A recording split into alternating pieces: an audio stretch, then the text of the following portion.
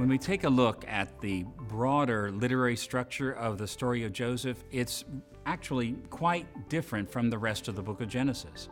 When you think about, say, the section on Abraham, you get a very strong sense that these are individual episodes, but that the episodes only fit together very loosely. Same thing with the story of Jacob.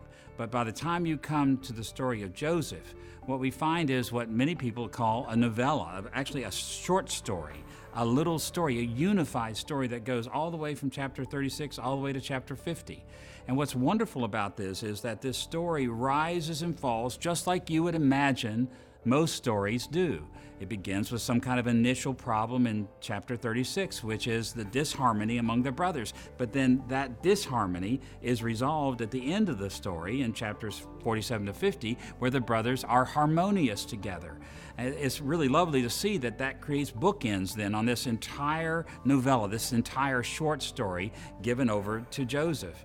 As you move forward in that, you get a sort of rising action where things become a little more complicated in chapters 38 through 41, because this is where Joseph is rising to power, but it creates threats for the brothers. The brothers are not really happy about this. I mean, Joseph's rise to power in Egypt is going to threaten them.